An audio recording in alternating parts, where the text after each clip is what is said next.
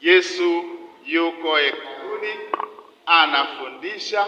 Baada ya tafakari yake kule bustani ya Mizeituni, anafundisha, yuko ameketi chini. Waandishi na Mafarisayo wanamleta mwanamke aliyefumaniwa katika uzinzi, wanamweka katikati.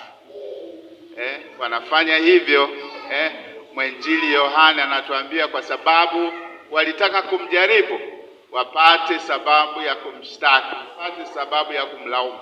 Hata injili iliyopita ya Jumapili iliyopita, lengo lilikuwa ni kufundisha waandishi na Mafarisayo ambao daima wanamkosoa Yesu.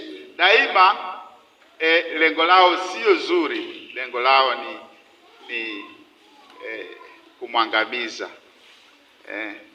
Na siku ya leo injili hii wanamleta huyo mwanamke.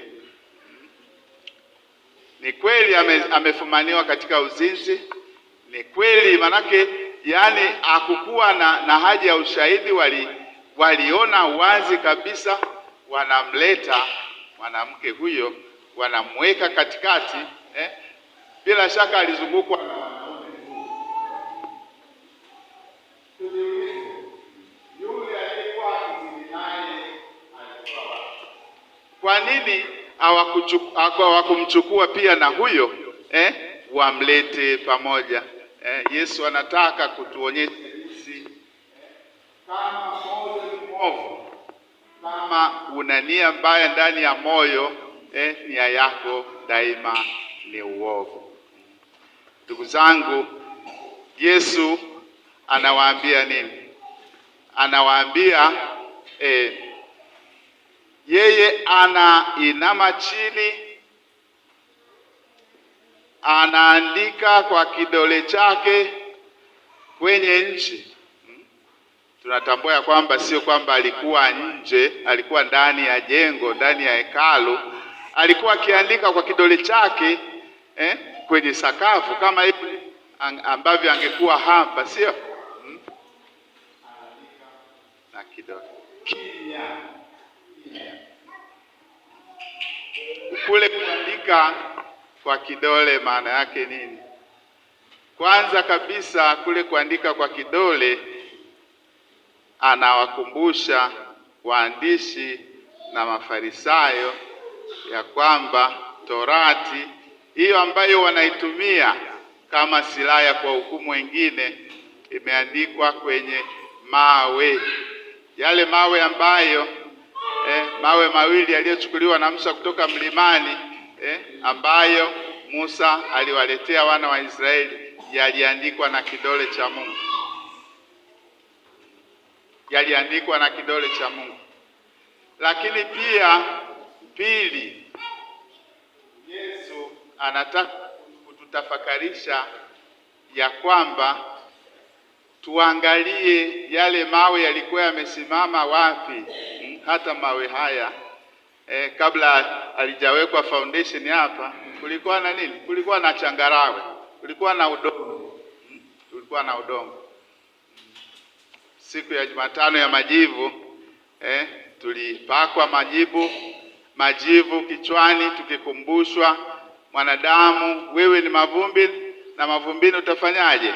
Utarudi, na mavumbini utarudi. Yesu anaandika, sijatuelewi anaandika kitu gani, lakini tunatambua kwa kuwa ni Mungu aliyeandika amri za Mungu kwenye mawe yale, Yesu naye anaandika tena sheria mpya.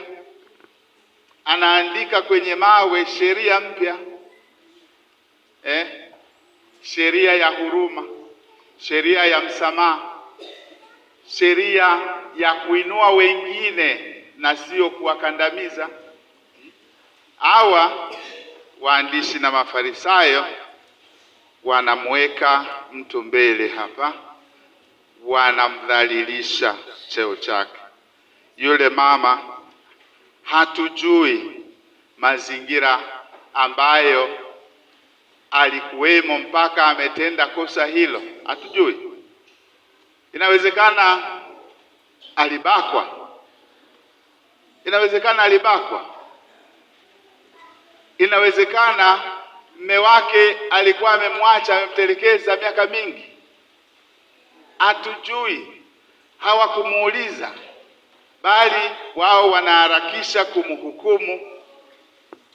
Hawajui huyo mwanamke ameumbwa kwa mavumbi. Hawafikiri vizuri na kutafakari kwamba yule ameumbwa kwa sura na mfano wa Mwenyezi Mungu.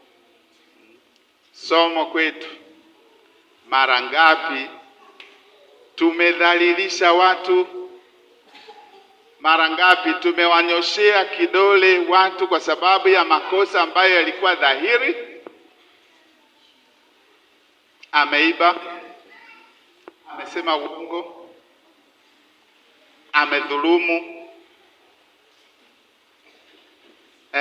amefanya makosa mengi. Na sisi je, tunakaa namna gani na kutafakari kusema mimi hali yangu ni ipi? Hali yangu ni ipi? Bwana wetu Yesu Kristo bila kusema neno anainama chini, na tunaambiwa alikuwa ameketi. Alikuwa ameketi. Leo hii tunafundishwa ya kwamba kama ukitaka kuwasiliana na mtu aliye chini, inafaa uiname. Ndio maana hata watoto hawa wadogo, ukitaka akusikilize vizuri, inama, umwambie ukiwa umeinama, umejishusha. Tujiulize mara ngapi katika malezi yetu kama wazazi, kama walezi, kama walimu, tumeinama, tumejishusha kwa levo yao. Watatusikiliza vizuri zaidi. Na Baba Mtakatifu Yohane Paulo wa Pili siku moja amewahi kusema kwamba kama kutakuwa na fursa ya kuweza kuwasiliana na mtu aliye chini, aliye mavumbini, anayegaragara chini, ni kuinama kumuinua, kuinama kumtoa katika matope, kuinama kumtoa katika shimo alimo. Leo hii ndugu zangu, tunaambiwa tutafakari. Na ndiyo maana Yesu anawaambia wale waandishi na Mafarisayo walipoendelea kumzonga. Bila shaka kulikuwa na zogo mbele ya huyo mwanamke na huyo mama, kwa aibu kubwa sana. Ameinama, amelala chini. Wao hawa wameshikilia mawe. Walikuwa nasubiri tu Yesu aseme kitu wamalizie kazi. Yesu anasema yeye ambaye hana dhambi awe wa kwanza kumtupia jiwe. Akainama tena, akaendelea kuandika chini kwenye ardhi. Tunaambiwa baada ya muda walianza kuondoka. Na kuondoka ni akina nani? Waliotangulia kuondoka ni akina nani? Wazee. Kwa nini? Kwa sababu wazee ikiwemo na mimi miaka 60 na zaidi, tumepata nafasi kubwa sana ambayo tumepewa na Mwenyezi Mungu mbele ya huruma yake, mbele ya upendo wake, mbele ya neema zake. Tumepata nafasi nyingi sana